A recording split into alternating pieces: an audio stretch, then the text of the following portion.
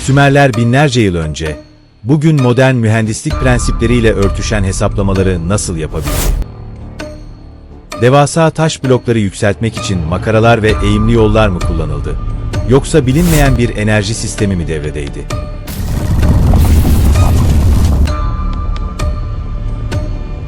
Sümerler, yıldızların döngülerini hesaplamak için hangi matematiksel yöntemleri kullanmıştı?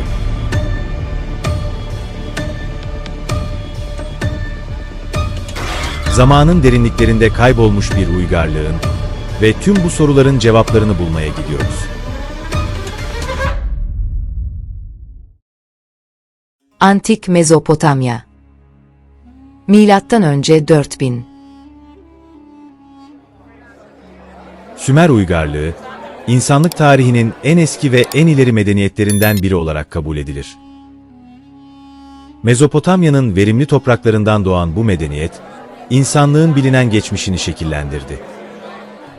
Sümerler, yalnızca tarım ve şehirleşmenin temellerini atmakla kalmadılar. Aynı zamanda yazının icadı, matematiğin keşfi ve astronominin temelleriyle dünya tarihine yön verdiler. Yazıyı bulup bilgiyi kayıt altına alan Sümerler, düşünce tarihini sonsuza kadar değiştirdiler. Kil tabletlerine kazınan hikayeler, tanrılarla olan bağlantıları ve bilimle ilgili sırlarını anlatır. Ancak Sümerler, yalnızca kelimelerin değil, sayıların da gücünü anlamıştı.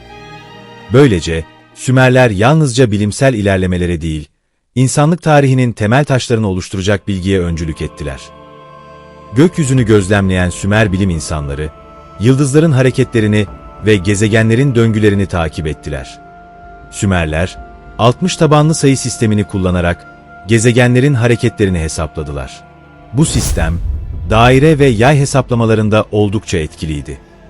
2015 yılında Babil kil tabletlerinde yapılan bir keşif, Jüpiter'in yörüngesiyle ilgili bilgileri ve Babillilerin geometriyi astronomik hesaplamalarda nasıl kullandığını ortaya koymuştur.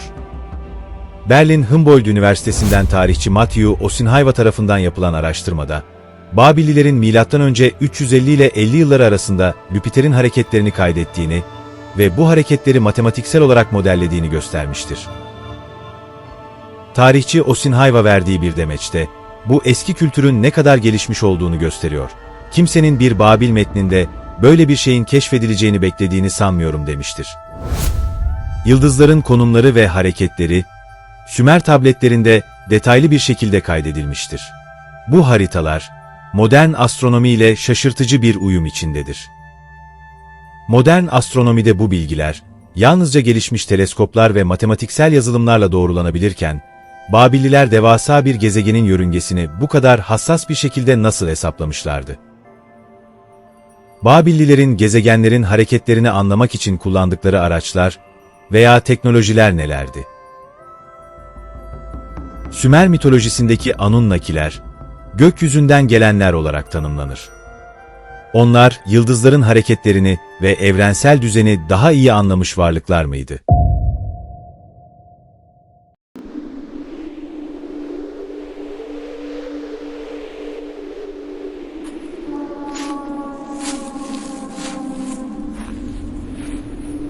Anunnakiler, Sümer panteonunda önemli bir yere sahiptir ve insanlığa bilgi ve beceri öğreten tanrılar olarak görülür. Ezoterik çevrelerde ise Anunnakiler, yalnızca mitolojik tanrılar değil, dünya dışı varlıklar olarak kabul edilir. Sümer mitolojisinde bu varlıklar, kaderin belirleyicileri, doğa güçlerinin kontrolcüleri ve insanlığın ilk rehberleri olarak görülmüştür. Onların, evrenin derinliklerinden dünyaya yolculuk ettiği ve insanlıkla bilinçli bir etkileşim kurduğu iddia edilir. Bazı Sümer kabartmalarında kanatlı ve ışık saçan figürler yer alır. Sümerlerin astronomi, matematik ve yazı gibi konulardaki bilgileri yalnızca gözlem yoluyla mı elde edildi? Yoksa bu bilgi dışsal bir kaynaktan mı aktarıldı? Eğer öyleyse, diğer uygarlıklarda benzer matematiksel sistemler bulunuyor mu? Bir önceki bölümde. Onlar zamanın farklı noktalarında boyutlar arası yolculuk mu yapıyordu? Sümer metinleri, Nibiru gezegeninin insanlık için bir başlangıç noktası olduğunu mu ima ediyordu?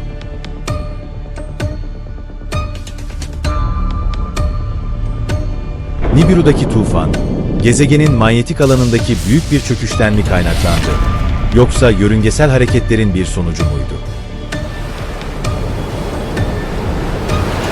Bilinen tarihle, bilinmeyen tarih arasında bir yere gidiyoruz. Hazırsanız başlıyoruz.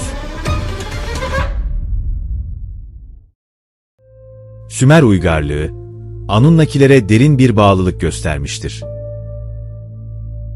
Tanrıları olarak kabul edip, onlara adanmış görkemli tapınaklar inşa ettiler. Bu tapınaklar, zigguratlar olarak adlandırılan Sümerlerin onlara tapınmak ve bağlantı kurmak için inşa ettikleri kutsal alanlardır. Zigguratlar, tanrılar ve insan arasındaki bir köprü olarak görülmüştür. Bu tapınak yapıları, yalnızca dini merkezler değil, aynı zamanda astronomik gözlemler için kullanılan yükseltilmiş platformlardı. Sümerler, zigguratları gökyüzündeki yıldızların hareketlerine göre hizalayarak, astronomi ve matematiği bir araya getirdi. Zigguratların basamaklı tasarımı, dairesel hareketlerin ve matematiksel prensiplerin uygulandığı bir mimariydi. Sümer yıldız haritası olarak bilinen çivi yazılı tablet, 19. yüzyılın sonlarında Irak'ın Ninova kentinde, Kral Asurbanipal'in yeraltı kütüphanesinde keşfedildi. Başlangıçta Asur kökenli olduğu düşünülse de, yapılan bilgisayar analizleri tabletin M.Ö. 3300 yılına ve Sümer kültürüne ait olduğunu ortaya çıkardı. Disk şeklinde, kenarlarına açı ölçü birimleri işlenmiş bu alet, Antik Mezopotamya'da gökyüzünü detaylı bir şekilde izlemek için kullanılıyordu. Sümerli bilim insanları, gökyüzünde yıldızların hareketlerini gözlemleyerek, daireyi eşit parçalara böldü. Yıldızların günlük hareketi, onların zaman ölçüm sistemini şekillendirdi. 360 derecelik sistem, bir yılın günlerine yaklaşık olarak karşılık gelir ve Sümerlerin zaman algısının hassasiyetini gösterir. Her bir dereceyi, yılın bir gününe karşılık gelen bir ölçü birimi gibi düşünmüşlerdir. Gökyüzünün bölümlenmesi, onların yıldız haritaları oluşturmasına olanak tanıdı. Bu haritalar, yıldızların konumlarının ve hareketlerinin belirlenmesinde kullanıldı. Geceleri gökyüzünü inceleyen bilim adamları, bu yapıları adeta gözlem merkezleri olarak kullandılar. Yılın döngüsü içinde güneşin ve yıldızların hizalanmasını gözlemleyerek, mevsimlerin başlangıcını ve sonunu ölçmeyi başarmışlardı. Bugün bile, saat ve açı ölçümlerinde bu sistemden yararlanıyoruz. Alternatif tarihçilere ve bazı teorisyenlere göre, Anunnakilerin Sümerlere matematiksel sabitler öğretmiş olabileceği düşünülür. Sümerlerin kullandığı sistemlerin modern matematikle olan benzerliği, bu teorileri destekleyen bir noktadadır. Fakat başka bir şey daha vardı. Tekrarı olmayan ve sonsuza dek süren bir sayı, pi sayısı. Sümerler, binlerce yıl önce dairelerin gizemini çözerek, pi sayısına dair yaklaşık değerler geliştirmişlerdir. Pi sayısı, yaklaşık olarak 3,14 değeriyle ifade edilir ve sonu gelmeyen kesirsiz bir irrasyonel sayıdır. Günümüzde süper bilgisayarlar, trilyonlarca basamaklara kadar pi sayısını hesaplamaya devam etmektedir. Sümer bilim insanları ziggurat gibi taş yapıların hesaplamalarında bu oranın önemini anlamış gibi görünüyorlar. Tarih boyunca insanlık gökyüzüne yükselen devasa yapılar inşa etti. Zigguratlar yalnızca Sümerlere özgü değildi. Dünyanın farklı bölgelerinde benzer yapılar inşa edildi. Mezoamerika'daki Maya tapınakları, zigguratlara benzer şekilde kademeli piramit yapısına sahipti. Tapınakların konumu, güneşin doğuşu ve batışına göre konumlandırılmıştır. Sümerler ve Mayalar, coğrafi olarak birbirinden çok uzak uygarlıklar olmalarına rağmen, benzer matematiksel ve astronomik sistemler geliştirdiler. Örneğin, ünlü Kukulkan Tapınağı, Güneş'in ekinoks dönemlerinde mükemmel bir ışık-gölge oyunu yaratacak şekilde tasarlanmıştır. Ay döngüleri ve tutulmalar, tapınakların tasarımında dikkate alınmıştır. Bu tapınakların yapımında kullanılan matematiksel oranlar, Sümerlerin zigguratlarıyla benzerlik gösteriyor. Sümerler ve Mayalar aynı matematiksel prensiplere nasıl ulaşmıştı? Tonlarca ağırlıktaki taş bloklar nasıl yukarı taşınmıştı? Bazı teorilere göre, Sümerler rampalar ve eğimli yollar kullanarak taşları yukarı taşıdı. Makaralar ve kaldırma sistemleriyle taşları yükseltmeyi başarmışlardı. Matematiksel oranları kullanarak yapıları dengeli ve dayanıklı hale getirdiler. Ancak bu yapıların binlerce yıl boyunca ayakta kalmasını sağlayan mühendislik teknikleri hala büyük bir gizemdir. Günümüzde bile zor olan bu mühendislik başarısını nasıl başardılar? Modern bilim ve ezoterik çevreler, bu yapıların kökeni hakkında farklı görüşlere sahip. Alternatif tarihçiler, bu taşların bilinmeyen bir enerji veya antigravitasyon teknolojisiyle taşınmış olabileceğini iddia ediyor. Antigravitasyon teorisi, taşların yerçekimine meydan okuyan bir enerji alanı ile kaldırıldığını iddia eder. Bu görüşe göre, tonlarca ağırlıktaki taş blokların geleneksel yöntemlerle taşınması imkansız görünüyor. Anunnakilerin bilinmeyen enerjisel bir teknolojisi mi vardı? Bazı taş bloklar, Sümerlerin yaşadığı bölgeden çok uzakta bulunan taş türleriyle yapılmıştı.